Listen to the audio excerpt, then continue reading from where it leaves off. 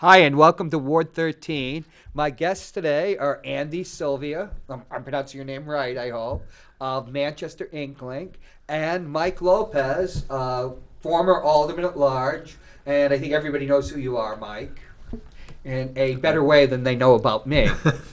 And we invited Andy to talk about the election. Andy, you've been doing a series of interviews with political candidates.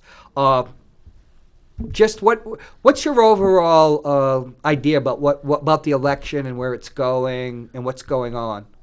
Well, so far we've had two mayoral Q&A sessions. I've dubbed them one-person debates. With Rich Gerard and who else? Victoria Sullivan. We had Victoria in here just yesterday. I was sitting here and Victoria was there. What we've done was we've gotten questions from our readers and then they picked them randomly. We've also had two debates so far with the at-large aldermanic candidates. Joe Kelly-Levasseur couldn't make it, and Dan Goonan couldn't make it, but we had the other six. Oh, Dan didn't make it. Yeah, we tried to get him, but he had. Because he was the second round. He was in the second round. Yeah, Right. we figured it'd be better to split it up Right. instead of having it be 8 hours long. So How many people are running this time? 8. So 8, because I know Joe Levasseur, Danny O'Neill, Dan Goonan.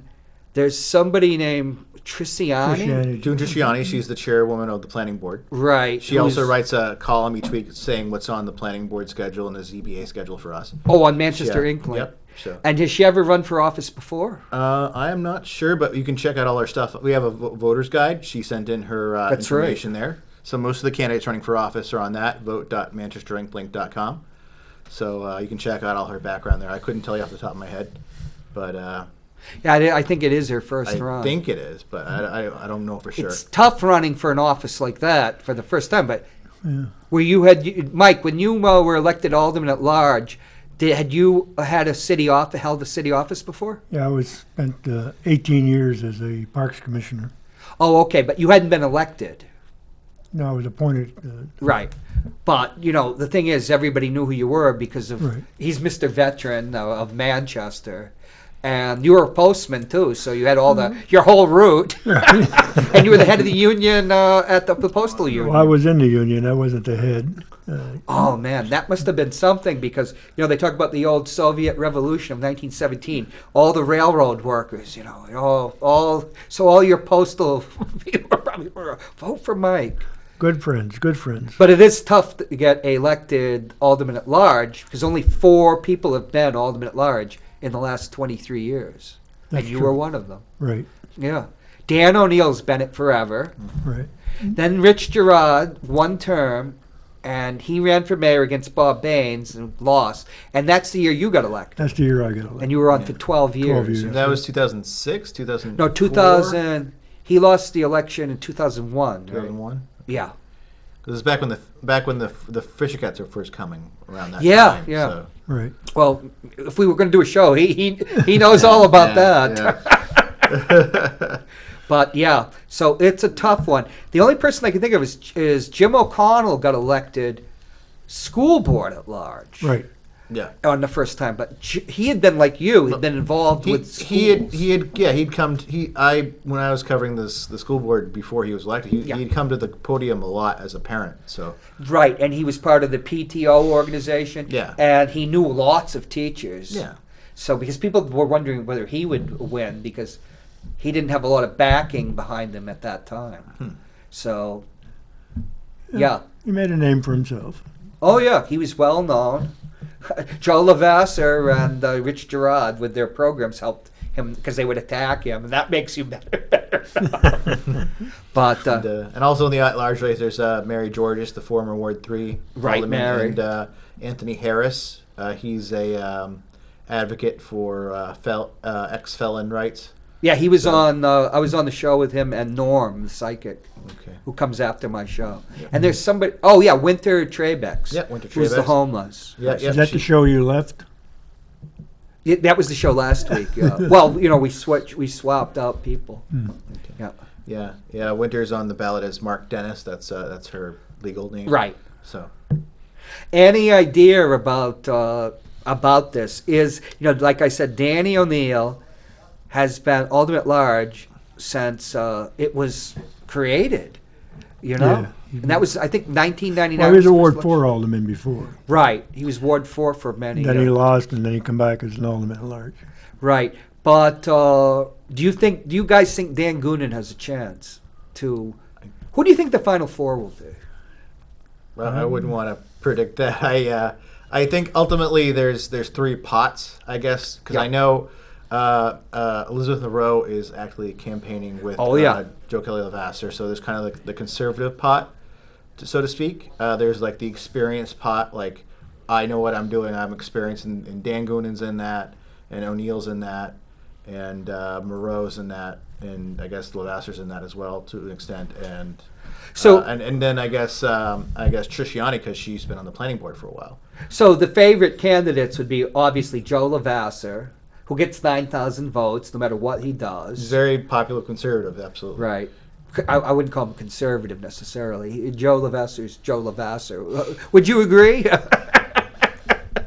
Joe's unique. Come a long way over the years. Right. He runs the gamut of emotions from A to B and all the way backwards. But I would call it Z to Y. But Danny O'Neill's got to be a favorite to be in the final. He's very well known, absolutely. But Dan Goonan was the chief, and a very well-known chief. Republican, which he is a registered Republican, but these are non-municipal elections. That's correct. I'm going to vote for Dan Goonan, I'll tell you that, because I like what he did with the outreach for the homeless. You might fault him on individual this is my opinion, on individual policies and that. And I know you have to be neutral as a journalist. Yeah, I have to be neutral. I always wrote opinion pieces. Yeah. And but I think he's very much dedicated to making the city better and would be positive. But the fourth person, I think, would either be Elizabeth Morrow or Trisciani. Mike, do you have any ideas about? Well, I think between the fourth person would be Trisciani and Dan Goonan. Oh, do you think Elizabeth Morrow is going to come in as the third? Yes. Because she's a Republican. Well, she was on the board before, and she's been known. Oh, She's also the registrar of probate for She Hillsborough was County. the register of probate. I was the campaign manager. One of the campaign managers, the last person to be that. I think you got Danny O'Neill Yeah. will win the primary. And then you have Joe Kelly Levasseur, and the third one, Dan Goonan and Elizabeth Morrow. Now, I think that would probably be what I would think if I had to put money on it, because Danny's got a lot of people that back him and a lot of organizations. I think that Chief Goonan is still popular with his union, which is the most powerful politically union. I've always been told that since I got here. The firemen go out and work. Well, you got to remember, the longer you're there, the more enemies you create, the more friends you make. See, that's the practical politics. So it's just one of those things. Every vote you take, somebody's not going to like your vote, whether it's yes or no. I remember when the last chief retired, his retirement speech that I was at, I was rather startled because it was all about their pension. and he ran for alderman against Barbara Shaw, and then he didn't run again.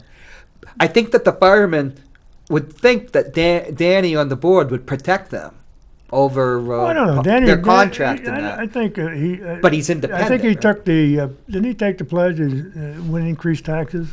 Oh, he took the tax cap pledge? Yeah, he took the tax cap pledge, from what I understand. Oh, I didn't know that. Stay within the tax cap. Danny's pretty smart, But you know what? It all depends how people look at it. Remember, Burkish tried to beat Barbara Shaw. Right, that was the former Chief Burkish. And it didn't work, Because, there's a force out there that says a lot of city employees running for alderman is not a good thing. Right. So you have that people. So it all depends what Dan Goonan does, how he projects to the people. And Andy, here's an interesting thing, because if we think about Joe Levasseur and Rich Girard as Republicans, I think of the Republicans of my youth as more moderate. Because I lived in states like California, New York, Massachusetts, where there were no Republicans, right? Everything was like a one-party state. But I remember middle of the road Republicans like Warren Rudman. I was always proud that Warren Rudman was my senator.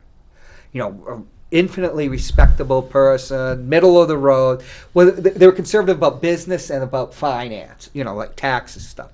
But they weren't uncompassionate or whatever. It seems that like Levasseur, unlike Victoria Sullivan, who has done outreach with homeless, I believe, they use this as a wedge issue. And Dan Goonan has been open about helping the homeless community. And I've actually been at events where the homeless and people have talked about how he's been good to them, that he came and checked on them, made sure that they were warm and everything. Well, that cost him Republican votes. Well, these are nonpartisan elections, so right, it's not Republican or Democratic. And we can ask him why they are. But, I know that some of the aldermen, such as Ross Terrio, have advocated phasing out the Safe Stations program. What they want to follow in the steps of Nashua. Right. And the issue there is they can't do that yet until CMC goes 24/7 because they don't have a 24/7 post-treatment program like they have in Nashua. So until they do that, I don't think the city is going to close it. If it gets to that point, they might. Right. I don't believe that that's going to happen right now either. But will him being a compassionate Republican, I don't think even people know that he's a Republican. But so him being a Republican is just a wash, right? I don't think it would matter as much in a municipal primary as it would when there's an R or a D next to your name on the ballot. People like Gerard Moreau, I think you're giving most. Unfortunately, I think you're giving most voters too much credit. I hate to say it. Like a lot of folks, they just go into the polls. They don't know as much as folks like us who are with it all the time. They're just like, oh, I think I know that guy. So I don't know if it'll be. You're right about that. You might be overanalyzing it. But who knows? Maybe you're right. I can't speak to that one way or the other. We'll just find out what happens. Well, what you and Carol at Manchester Inkling, you've done a lot of coverage of the problem with homelessness, the opioid crisis, and that. And then there's that the what's that called? The New Hampshire. You have the coalition of journalists in New Hampshire. You do a lot of in-depth New Hampshire, a lot of stories. Yeah, we're partners with them. Yeah. So what do you think about what is Manchester's take on the homeless situation? What do you hear from people? Are people mad about things going on? Are they compassionate? Do they want to help? I think it's a mix depending on who you talk to and where you are in the city. Where you are, yeah, where you're located. I think a lot of folks in Ward 1, when you're the camp under the Amoskeag Bridge, were a little worried. Yes. And Ward 3. And the further you get out, it changes. It depends on where you are. I think you can't say that the city thinks one clear way.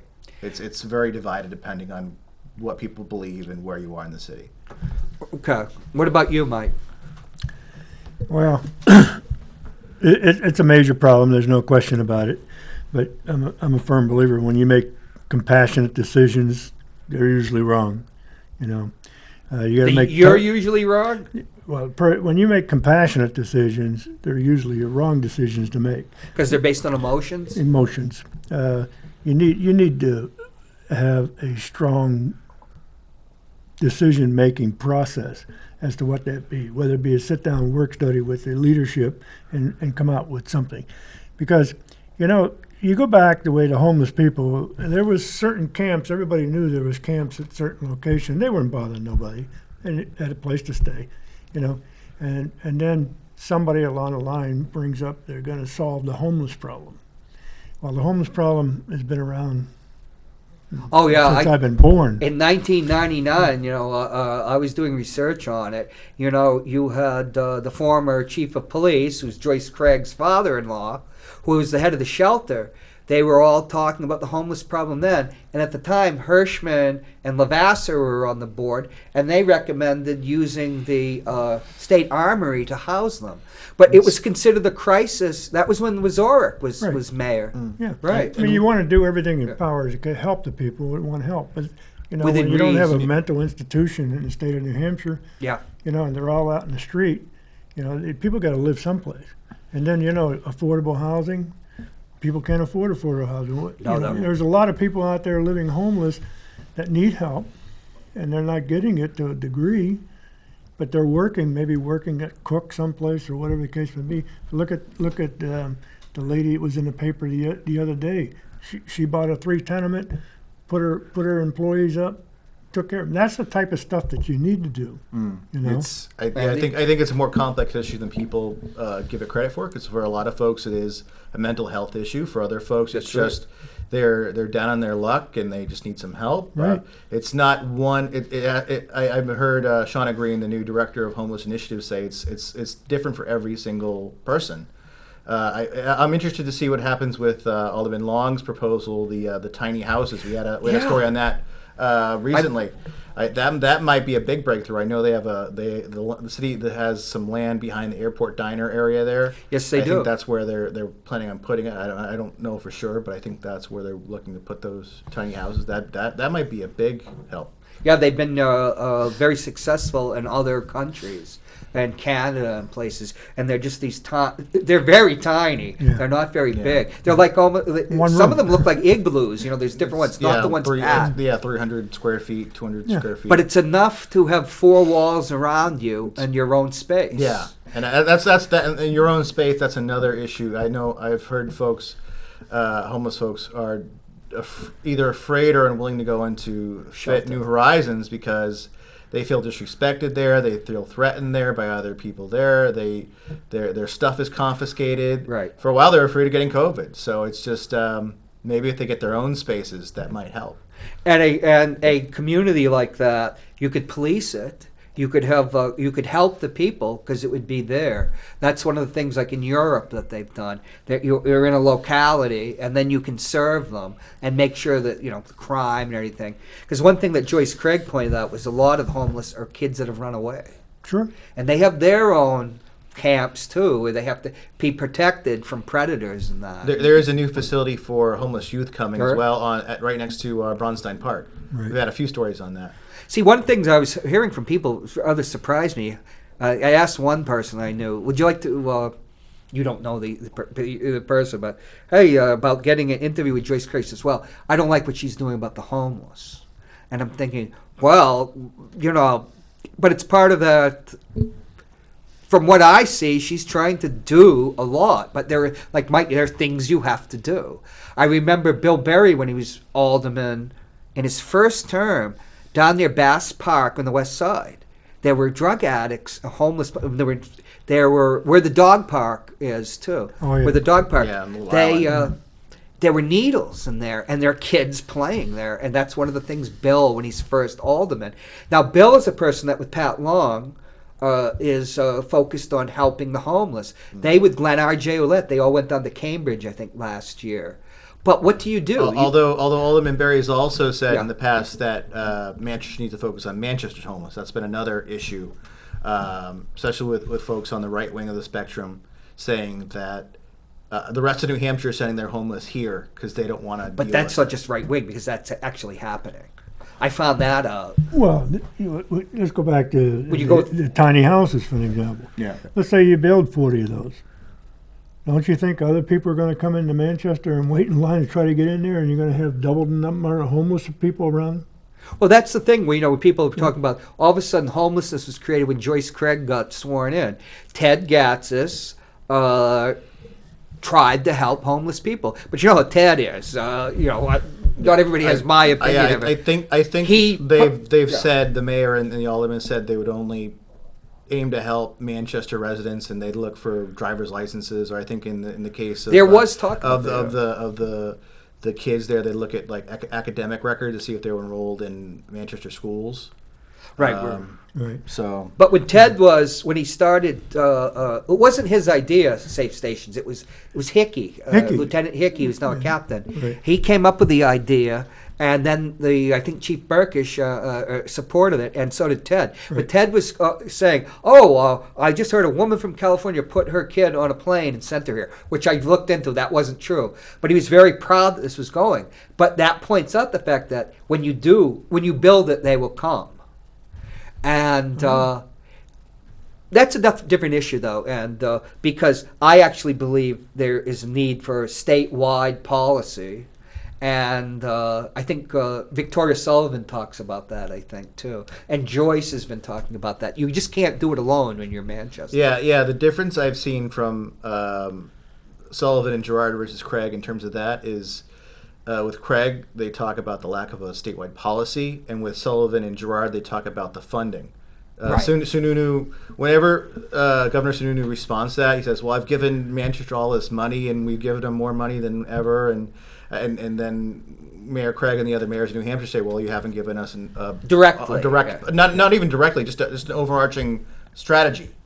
Right, because he dismantled the hub and spoke system, which is supposed to actually help Manchester. So it depends on how you look at it, I guess. But, there's the thing. If you are compassionate and build it, and that's just Ted Gatzis, and one of the words, the compassion doesn't come with him for me, but he did try to help. Well, he tried to help. And then he's talking about people are coming, and they come. But see, it was Lavasser that said about 2013-14, he was on a show.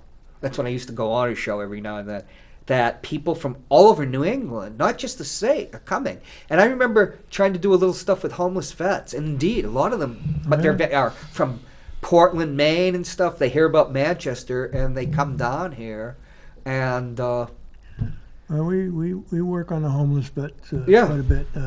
In the Manchester housing has a lot of housing for veterans. That's right. You're the head of. You just got reappointed, the head of the. So there's Veterans housing. A lot of housing around, and neighborhood work, Manchester housing. I just did a tour this morning of all the accomplishments that neighborhood works did, which is tremendous. Okay, so there is, but it's like everything else.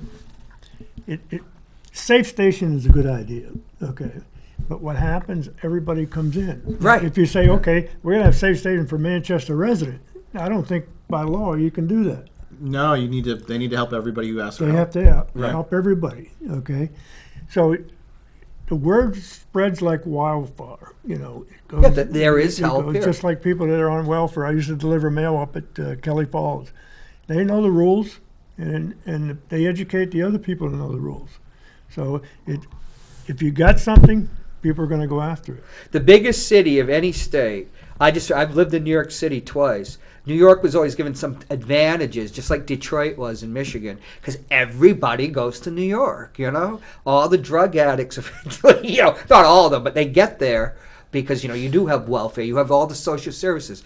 Ted Gatzis and his brother have a building that they have the methadone clinic. That's not a hit on Ted Gatzis. He is a landlord, and you have to have a methadone clinic. But if you have a methadone clinic, people that need help are going to come.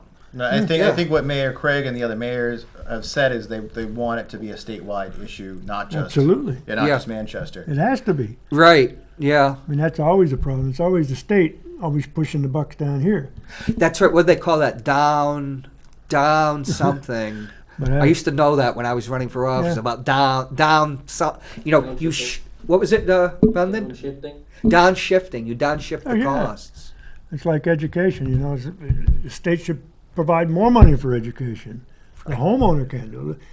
We're in for trouble in the next 5 years. Right. We've never been able, Claremont 1 and 2. I was reading about that when I was living in California, and it still hasn't been worked out. But that's another show. Yeah. Let's transition to the mayor races. You did interviews with Gerard and Victoria Sullivan. How do they feel about their chances? Because I think they both feel pretty positive so far. I mean, obviously, what if you're running for mayor? There are two different approaches for sure, and you can watch both of our Q&As with them on Manchester Inc. Like I said, Sullivan's more personable. She was, as you know, she was a state rep for a couple terms. And she's very friendly. Yeah, she's very friendly. Gerard has been around for a long time. He was Ray Wizork's chief of staff. Chief of staff. Yeah, he was an Alderman At-Large. He was on the board of school committee at large. He's more, I think. Intellectual, I guess would be the right word. Rich knows how government works. Yeah, he's very policy driven. Went to Boston College and studied political science. It was interesting seeing the differences in terms of how they answered questions. Rich would go on I think he went on for like 10 minutes on some of the questions. He just would keep on going. He's very knowledgeable. Oh yeah, you could learn when I was first covering politics, when I would filter out the the stuff he gets into, that can be very negative. You could actually learn stuff from listening to him about how Manchester, the city government, works. You were another person I learned from about the budgeting and that. But Rich knows how a budget is put together. Sure. Yeah. He was the Wiz's chief of staff. Right. And how would you characterize Victoria Sullivan's approach? It's more, like I said, it's more personable, more down. I wouldn't say down to earth, but just very. She connects with people, I think, is the best way to put that. Mayor Craig's kind of a synthesis of the two things, I think, as well. Oh yeah, she learned under you how to make a budget, right, Mike? Well, she was. You were the. Yeah, she had the Alderman experience budget. before she was mayor, so No, she knows she's what pretty, she's doing. she's pretty smart. She was on the school board and then the alderman. And she knows her stuff. She's very quick whenever you have a question for her. Mm-hmm. Is she going to be doing an interview with you guys? I hope so. We've been trying to schedule something. If not, then hopefully we can reset after the primary and see who the two finalists are. Right. If finalist is the right word, I guess. I don't nominee or Two nominees. You you were on the charter commission that created this. What do you call Well, it? we created it. Finalists. Well, finalist. Well, you look, like I said before, I said, it was actually Dr. Goldhart, I think I mentioned to you one time before, the process of Alderman At-Large is not fair to the ward alderman. It isn't really. Because all he has to do is get 33% of the vote and he wins. Yeah. Where an alderman got to get 50. Yeah. So First past the post. And I know in the Board of School Committee with the Manchester Proud recommendations, that was one of the things they recommended, getting rid of the at-large alderman. I think Mike and I think we're of the opinion you have excuse more. Excuse me, not the at-large alderman, the at-large school committee members. I think that if you do have at large, there should be from district there should be like 4: So- West Side, North End, Center City, South End. That way somebody can So actually kind of like the floterial districts with the state house. Basically. right, because then a Triciani can actually to run for alderman at large. You need a lot of money, and when you don't She have got a name, lot of money. yeah, because She's good at fundraising, yeah. well, she's good at tapping into networks to have the funds. That's what fundraising because is. Katie Right. DeRoches came very close to unseating Dan O'Neill. But it's not easy to run. Right, and Citywide. Katie Yeah. was Ward 11, was on the school board, and she was known because she was kind of, if we have a left or right in Manchester. 'Cause remember, I've lived in Cambridge, I've been in Berkeley and everything, where think I'm a liberal. I go up to San Francisco and Berkeley, and I'm a fascist to them, But Katie was pretty well known. I'm surprised she didn't run this time, but it's all a choice. But I think it's because she's knew that Triciani's going to have a hard time making the final 2. Maybe not the 4, but final 2. It's It's hard when you're not known. Another thing, Morrow has a French name. Never underestimate that. She's what, Ward? She lives in Ward 1 now. She lived in Ward Ward 6. 1, but Ward right. 2. She was in Ward 6, but she had to move because her family was You gone. get a lot of votes in Ward 1 and 2. She's not going to get Elizabeth Miller's not going to get the votes from Ward 1 though, because she's just reason. Because remember, we used to have a Mayor Morrow. And there's certain things that Yeah. give you that help you on the west side. They bring the vote in, huh? It's true. Why do you Ward think 1 and 2 why do you think holds a they lot get of John votes. Claude Hopwood for that French vote? But Morrow is a name that's well known in the city. And I noticed that, like in the Ward 12, the school board, she was part of the family, a family on the west side that was very big. Cashin used to tell me families here. Bill Cashin, the former chairman of the board, Dean he of the said board. that when you're part of a family here in Manchester, it's like a clan. There's a certain clannishness that can help you in a race. Yeah. Oh, sure. And certain names, like being Kennedy, I guess, in Massachusetts 40 years ago or something like that. But what is the big difference, do you think, between Victoria Sullivan and Rich Gerard when it would come to as mayor? Did they say, what am I going to do? I know Rich probably did. What I'm going to do day 1 as mayor? Well, I guess you have to go back to our Ink Manchester link. Ink I'm going to plug that as much as I can. Well, we'll put a strip it. we'll put a little. I think going back to what I said before, Rich as a mayor would probably be very policy oriented, Technocrat. very very technical. Yeah, and I think Sullivan would be kind of more by the numbers conservative, I guess. That's the best way to put it. There'd be some overlap for sure, but they're different approaches. Right, one's a technocrat. One thinks of herself as like a leader of the city, right? I suppose that's I the way think to put Rich it. would think too, but there's different ways of being a politician. There's somebody like a Bill Clinton, remember, originally was a wonk, but of course he had charisma to be a leader too. Where somebody like Ronald Reagan was very much, you're too young. I was very much against Ronald Reagan. He was such a Democrat after Watergate. At West High School, 76, he comes to talk to us.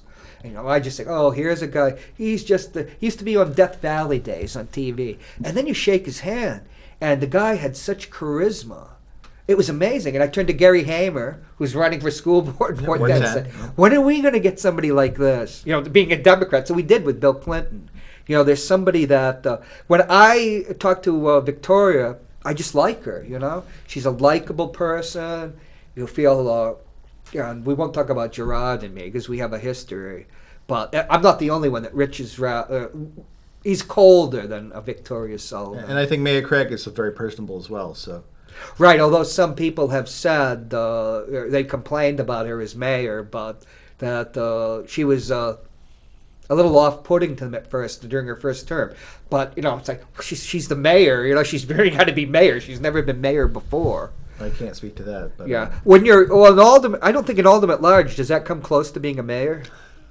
It comes close. I've heard it be like vice mayor. Right, but when you become, like I'm sure Danny O'Neill and probably you, when you were he was the chairman of the board. I think it when you have all the people coming to you for stuff. Well, you have all the people coming to you because of their perception that you have a lot of power, and that's the bad part in the community. The alderman only has so much power. They don't have ultimate power. You only have one vote, just like everybody else. One vote like everybody else. But and a mayor needs 8 on the board. Like in my case, I was chairman of the board, so I used to put in 30, 40 hours a week in order to keep up with everything that's going on, in order to. And a mayor probably is much more. Well, full-time job. It's a job. And so it's tough all the way around. So, but interesting. Go back to the school board where we wanted to change it down to down to 5 people on the school board or something. I don't know about. They recommended just having one for each ward. One for each ward. Yeah. And in my opinion, you should take a good look at that because I think you were the chairman. I think what they mentioned, what I remember hearing them, what the analysts that came in for the Manchester Proud thing, what they said is like they'd analyzed school districts all over the country. They said Chicago has 12 people on it, and yet we have 12. So they thought like we were kind of oversaturated in terms of the amount of people that we have on our school board. That comes from from my lifetime so far. I've seen though is that the people that really hurt the city is the ward alderman. Really, they stop everything from progressing in their particular ward or don't make a decision for the city. That's why I was very adamant when I was on the charter commission to try to get 6 aldermen at large. Right, there should be more. And that way you get a better perception of the entire piece of pie, so to speak, and can make better decision. A ward alderman gets elected by 12, 14 It's very votes. parochial. Yeah, and all you got to do is to please 1,000 families in your ward, and you're there for life. That's right. I remember that calculus you said when I first met you. He said you just have to. It's 1,000 people. It almost seems like it should be bicameral in that case, and just have the ward alderman and then have 12 at-large aldermen and just have 2 boards of aldermen. When I was, Manchester. Not that I endorse either way. I don't care either way. No. I'm just That's saying unconstitutional. you have to have a discussion on it for the simple reason that you look at the city of Manchester is a major city, okay, and sometimes a ward alderman stops things from moving forward. I'm not going to mention any names, but you look at the process there, and you like a senator as a chairman, I got to get 8 votes, and if you're not giving something to that ward alderman, you're not going to get his vote. Yeah, and nowadays it's not even as much as that as versus the pro mayor and anti mayor blocks. Now it's with a lot of them they're not going to vote against the mayor or for the mayor on almost anything. So Right, I but don't know if the whole if it's about their ward all the time as much as the whole block system. From what I've seen, I think it is to an extent. Definitely, when folks come to an alderman and say we want this, they listen for sure. But but in most cases, Hank Tebow was a man of his word. He was a ward alderman from Ward 11, and as an alderman at large, I used to take his and handle all his calls when he went to Florida for 3 months and and then came back in the springtime. But he was a great guy. Okay, so you look at what's happening, and I can tell you, the only people that want help from the ward alderman, they didn't pick up my garbage. They didn't That's pave my roads. pothole. Pothole. the local The stuff, local stuff, And that's what the voter thinks about them. Like Keith Yeah. Hirschman, whatever you think about his politics or opposing Joyce Craig, when you talk to the people in 12, they call him, he gets the stuff done. Right. One thing I'm curious what you guys' opinion are about the recent Ward 1 vacancy, not Ward 1, excuse me, Ward 12 vacancy on the Board of School Committee. Did you guys hear about this with Leslie Thomas? Well, I've heard all sorts of inside stuff. that I'm not gonna say. Well, basically, so Joe Kelly Lavasser wanted to wait when there was a vacancy on Ward 1 after Kavanaugh made a nomination.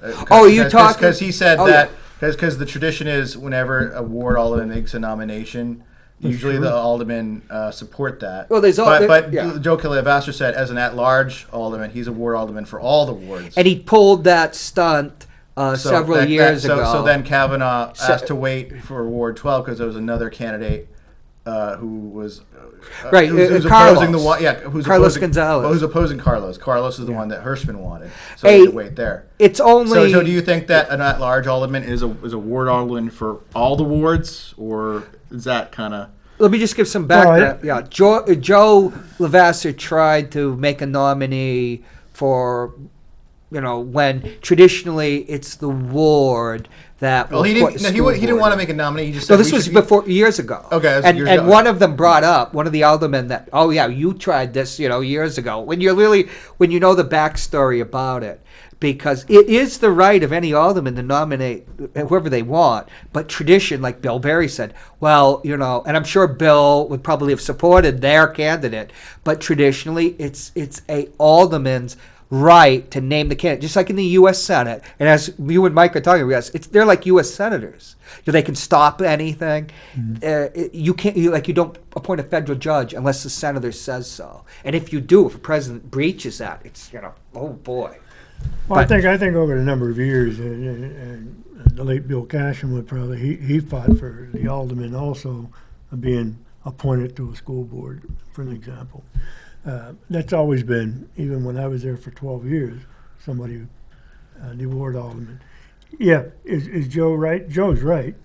Technically, they're all right. Anybody can appoint anybody because that's what the charter says, But the alderman has always taken the position that if the school board was from your ward, you yield to that alderman. You know best. You know best. You could put up a fight. Most likely you're not going to win. No, because they're going to protect their prerogative. Yeah, it's interesting to see if that tradition will continue. It's continued for now since Carlos got in. And everybody knows Carlos. Yeah, but I think Carlos is very well liked. Yeah, everybody knows him. Everybody knows him. Yeah, and plus it's only a few months, so. Right. Well, he's running against Ken Roy as well, so. Right. Oh, so yeah. So the guy who was the other nominee. Carlos is. So that's gonna prove right there. I mean, yeah. So, but anyways, never know what's going to happen. That's why until the election's over. That's why we're here. That's why I report on it. So let's. We've only got like 15 minutes left. Well, we'll wrap up all, and I'd like to have you back next week, both of you, and we can talk about the results. I don't know if I'll have time, but I'll do my best. Okay, we can have you call in or something. But I want to say, before I forget, I want to say you guys did a great job. Oh, thank you. Because the only organization that's really getting messages out, to the public. And that's the biggest problem that anybody running for office is to get the message out. Because there's a lot of people running I mean, God bless them, whoever they are running. It's a thankless job in the first place. Okay? Yeah.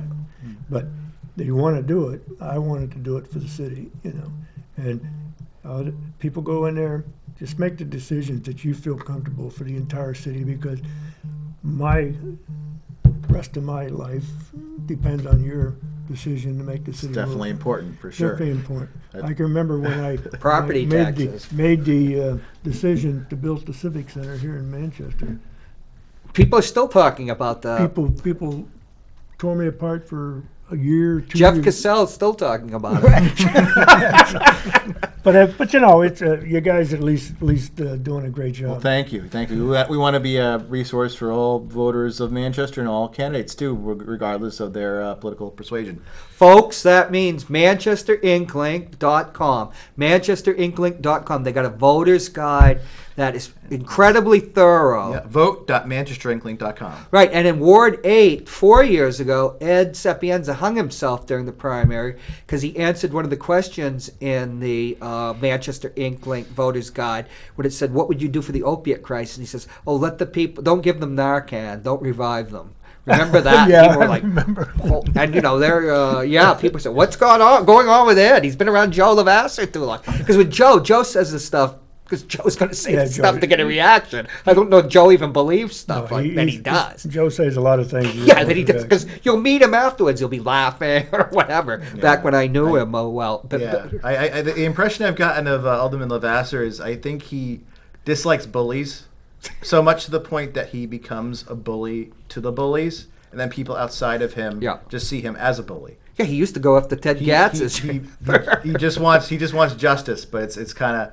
I remember somebody said once, I don't remember who it was, but good antagonists are the heroes of their own story. Whenever I think of Alderman Lavasser, I think of that. Whenever people think he's like a villain or some nasty guy, he's in his eyes, he's a hero for the people that he's advocating for, and the things that he's going for. He's a hero. So it depends on your perspective. Bill Cash used to say he's the best actor in Manchester. Yep. Because he is, a lot of it's acting, But here's my, very briefly, and you don't have to answer because neutrality.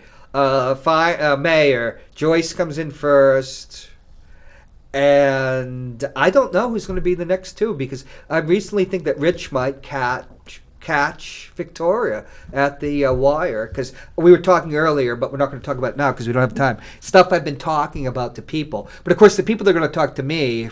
I was going to say, listen. More of my you were talking. Well, no, you have to really over-talk me. But Mike, who do you think is going to be in the final two? Well, the final two, definitely Joyce Craig. Yeah. Do you think Rich can come in second? I've been thinking about that even on the way over here, and saying, you look at Rich Gerard. Rich Gerard is a smart cookie. He has people he just has like a planner. He plans every move that he makes, and it takes a lot of work to plan. Believe me. Like Andy said, though, like about Joe, he has people, not as many as Joe Lavasser has. Joe can bring out 9,000 votes. Rich can probably bring out 6,500. He did and more when he was running for. Yeah. He's been around for a while, so he has. He shot Kathy Staub. He has the edge. He beat Kathy Staub. Nobody thought that was going to happen. I would be surprised that if Victoria beats him. You will be surprised. I guess I would too, but I think that he might be sneaking up on her a little. What do you have any idea about that? I wouldn't want to say one way or the other. I think could be neck and neck. I think a lot of it depends on the sentiment on the right wing. Is it about beating Mayor Craig at all costs, or is it about philosophies? If it's about philosophies, and I think all bets are off. If I think it's about beating Mayor Craig, it'll be more about who has the resources. And from what I've seen, Victoria has raised more money. I haven't checked the filings, but I think she has more money right now than Gerard. Right, because neither one seems to have much advertising. Because I have a friend who's got a Republican husband, and they usually get. I think Sullivan has more yard signs, but not by a lot. Yeah, but he was And surprised. he's gotten a lot of endorsements too. We just got another one today. We're putting up a story on that. Which one? I forgot. Somebody outside of the city. Yeah, that's the thing. That's one thing a lot of folks have said. Why, Yeah, Rich do and- these endorsements from outside the city mean anything? Yeah, I can't. Endorsements sometimes, it's Yeah, it might can even hurt you. backfire. It can hurt you. Yeah, it might even backfire. When Yeah. Joyce Craig gets the head of concerned taxpayers of Manchester, and who'd been the head of the Republican, That's committee, a big deal. and she gets it for that was a big deal. It's inside the city. I don't really know who the head of the Hooksett town council is, and neither do I care. Well, he works at the Puritan, so He works where? he works at the Puritan. Oh, wow. He's a Central grad. So, The guy who's at Hooksett. yeah. Oh, you're part of the Central Mafia. No. Oh, But, okay. Oh, that's right. You're from. But I know you're him. from the other. I mean, I've covered another city. Hooksett too, so I know him. I'm from West High. In the 70s, Central beat us all the time. So that's the other evil empire, along with the New York Yankees. But what about more interesting ward races? Okay. There's an interesting Yeah, that's race why I in brought A. all my cheat sheet here. I can't remember them all off the top of my head, believe it or not. Yeah. So I think Ward 4, I think, is going to be very interesting. Okay. On the Aldermanic side, we got incumbent Jim Roy. He's been around for a long time. State Rep Nicole LeCline Knight. She's, yes. she's a big lefty. fan of the progressive movement. Progressive. Christine Fajardo. She's been campaigning with Leslie Want, the chair of the vice chair of the BOSC. You mean there's 3 candidates? There's 4. Oh, yeah, that's the right. 4th one is Frank Negus Staples, the guy known as Footloose. Oh, I don't even know. Yeah, well, if you don't know him, watch the Board of School Committee meeting from Tuesday. He was there with an anti-mask group. Oh, okay. I get it Yeah, now. it was- But that's interesting. You yelling have at two folks. Yeah, I got- people that are like Democrats running. Yeah. So that'll be interesting to see how it splits down there. There's 4 candidates in Ward 2. Let's just for ask, BOSC. Yeah. Can Jim Murray get beat? I don't think so. Yeah, Pat Long got beat one year, but that was by, Baines, Tim Baines, who was very personal. He beat him by 3 votes. That's the thing. Turn out and vote, folks, because I've seen people like Joel won the state rep by 5 votes. I remember Joyce Craig was counting votes, too, and Tammy Simmons was next to her. And all Tammy Simmons was doing was just talking. And finally Joyce said, Tammy, please be quiet. Because, we're looking at the ballots. But, okay. No, yeah. So, Ward 2 has 4 candidates for Board of School Committee. Board of School Committee. Kathleen Kelly-Arnold, the incumbent. Sean Parr, who ran last time. Sean Parr, he's right. a professor at St. A's. He lost to her. He that's lost, right. yeah. Robin Rice, nobody knows who that is. And then Jim Lupien, we had a story on him. He's kind of a right-wing guy. So Manchester Inklink, we can find out the details. Yep, all the details there. Ward, who else we got here? Ward 9, I think, will be interesting for the aldermanic races. Kind of a dichotomy there. Barbara Shaw's been around for a long time, very established, and then Bobby Kliski, who's Kid, yeah, he's a young guy. yeah, he just graduated from college, I think. Mm-hmm. He's very smart too. Free Stater? I don't think he is, but he's done one thing that was interesting. He ran for state rep last year, and during prime campaign time, instead of going door to door, he did litter cleanups, which I thought was really interesting. Yeah, he's probably a Free Stater, then that's one of their big things. I can't speak to This that. is on the QT. I can't speak to that. Well, that was the whole story underneath the French-Canadian stuff on Ward. You remember Tammy? I know the guy running against Gamache in Ward 11 is a Free Stater. Free Stater, Andre right? Rosa. And they do their cleanups over there. That was the whole story underneath. Gamache was- Tammy Simmons Yeah, and Victoria Sullivan. We talked about this my last show. Aren't against French Canadians. Just the French Canadians are there and are in the way to a Free State takeover because that group. The spokesperson from the group, that West Side group, We Heart West, when they had the French Canadian brouhaha, that's Carla Gericke's husband.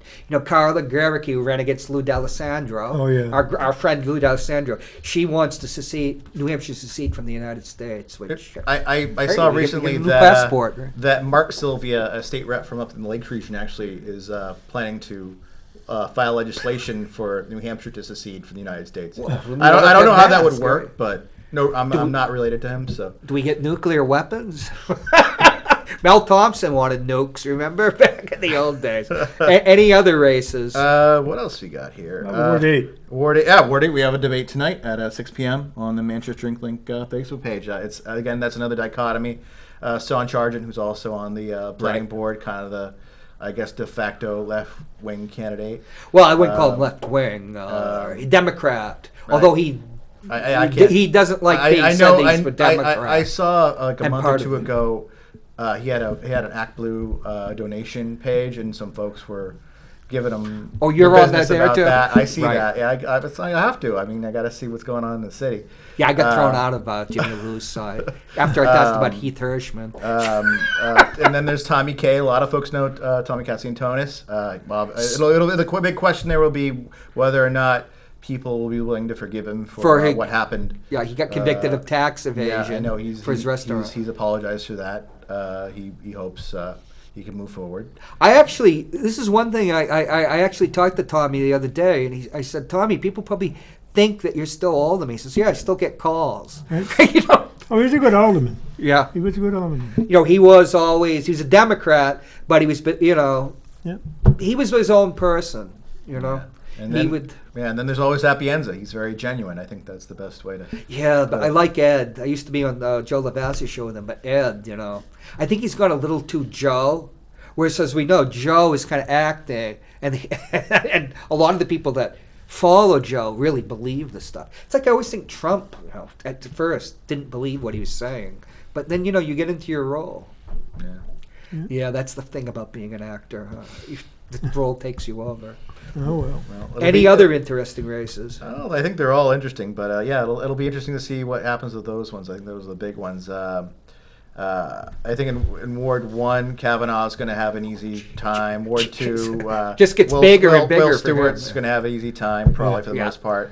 Ward 3, Pat Long's probably going to have an easy time. I talked to Greg Krill, the guy running against Pat Long in Ward 3. He's just looking for some experience. I haven't been able to reach him. Oh, he's a young since. guy? Yeah, young guy. Yeah, the only person that could challenge him is Tim Baines, and Tim's working on his restaurant. Yeah, Tim has 4 restaurants now. So Oh yeah, time he's for it. pretty busy. Too busy. Yeah. Because Tim was actually thinking about running for mayor. We all know, but but he's you business.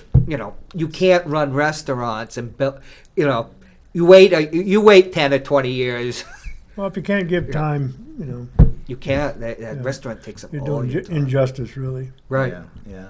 Ward 5, I think probably Tony Sapienza is probably a favorite. Oh, Tony will win easily. Yeah. I've been very impressed with Sebastian Chernoff in Ward 6. He's very savvy when it comes to Smart kid. to media stuff. The Dan Wisniewski, he's a nice guy too, but it's interesting seeing again the difference. I haven't gotten any press releases from any of the aldermen except for Chernoff. It's Yeah, interesting he's that really working. Yeah, even after the election, he knows his stuff. He's kind of. I think someday he might become the torchbearer of the right wing in the city, Or the Republicans. or the Republicans if he wants to go I don't to want the to state think level. in terms of. Well, that's his military training. Oh, he was in the military? He was in the military. Oh, okay. Sebastian was in the military. Yeah, so he's very soft spoken, but he sticks to his guns. When he was arguing Very about very polite too. Right. So when they wanted to amend the city charter, he knew about it. Yeah. And he knew his rights. Oh, he did and his homework. everything. oh yeah, he does his homework. Oh yeah. So and Bright kid. Yeah, he's very good with constituent services too, from what I've seen. Ward 7, Ross Terrio and Mary Heath. That'll That's be interesting. That in November we'll have you back. That's a battle because I like Ross a lot, but Yeah. Mary Heath, that is the Democratic, New Hampshire Democratic Party. She's The very. Sullivan. She's putting Sullivan in her name too. She's Mary Sullivan Heath, Kathy Sullivan's sister, Yeah. who lambasted me the other day. But that means yeah. I'm doing something right. Okay. Ward 10, I think Bill Berry's probably going to make. I don't know if Lisa Massey exists. I've never. She's seen... I know she lives across from the Hamers, and she I guess Tammy Simmons didn't want to run this time. She always had a Tammy Simmons sign off. I never have heard of her except, that's you're the worst person across the street. And then, Yeah. And then Ward 12, probably a 3-way. Aaron Kelly's kind of the left wing candidate, and then Jamie Brazil and Dick Marston are kind of right wing. Well, Dick Marston's about Marston. 8,000 years old. Yeah. That's what Joel says. His name, and people like him. He's been around people forever. know him, yeah. Yeah, and he got reelected after Joel took his seat from him, Right. and then he took it back because Joel moved to Concord, Right. Joel Elber. Yeah. And then 12. Yeah, that is 12. Oh, yeah, we just That is did 12. 12. Yeah, and then we Remember, talked it's about not 11. how old you are; it's what you've accomplished over the years. Yeah. Well, I People remember Dick remember. saying something very nasty to Joel, but that's on the TV, right? He says, I'm going to beat you next time. And another thing, I think in Ward 6 in the Board of School Committee race, I'm curious if Dan Bergeron will do a write-in campaign. I haven't doubt heard a it. word. But what yeah. happened there? He shows up after 5 o'clock. That was on a ridiculous. Friday. He got there at 5:02 on the last Friday of the. He had 2 weeks to Yeah, I know, sign 'cause up. we And would see he's each running. other He's down there. literally running. He got into the door before they locked it. All the assistant city clerks are going home. He's like, "Can I sign up still?" I was like, "No, we're going home. Like you had 2 weeks." Yeah. He did. We were down there looking Well, at it's candidates. pretty I hard. was there. There's only one guy that's been able to do a write-in, as I know of, and that was Art Beaudry. Well, Art's Art was doesn't even around live here forever. anymore. Art was around forever. Yeah. So. Write-ins. Okay, Very difficult. Ward 10, vote for Gary Hamer for school board. I've known him since kindergarten. Me and Heidi and him were in along with Chris Messier, who's the head of the polling there. Any last thoughts? We got about 3 minutes. I think that's it. Please check out our website, manchesterdrinklink.com, and vote.manchesterdrinklink.com. Could we put the camera right on Andy and say Hopefully- it right to them. Hopefully, I've been as neutral as I possibly can here.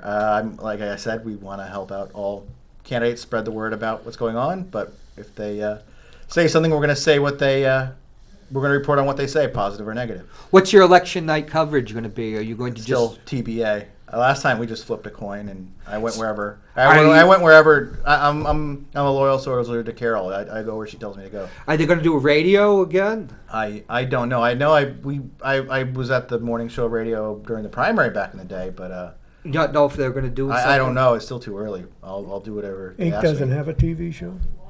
No. Oh, I'm you on do- the morning show every morning. But Oh, okay. Yeah, Yeah. he took over from Carol. yeah. Well, Carol just still does Wednesdays usually. But, But yeah, she was out of town today, so. Well, you can always have a home here. Well, I'm thank sure you. people would rather listen to you than my bleeding. I'm happy to spread information any way I can. I didn't talk over you too badly. did I can be loud if I need to. The results come in pretty early. Oh yeah. So Yeah, I'm just interested. The most it would be, It's, who's number 2.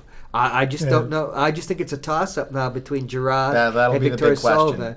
And I actually think Tommy Kay might come in first because whoever comes in first, there's also a special election in Right. 8, becomes alderman and does the until last. January. Yeah. And he's the only one who has any experience. I wonder if folks will split Really? their votes, like just vote for one for the special election and another for the other. I mean, I No, don't it's- assume they would. It's one ballot. No, well, that's one No, ballot, no. but there's two different Two different. things. They could vote for different people. you have a for the special different races. election, and then you have Yeah, the special election. then you have the regular ballot. Yeah, the special Oh, I election is immediate, and then the primaries for November, Oh, I didn't see the second ballot. Yeah. I was online to download. and then the November is for everything after January. Right. Okay. Thank you very much. And if you can make it, I know Wednesday's your day off, right? I never have a day off. Okay. Thank you so much, and we'll see you next week at Ward 13.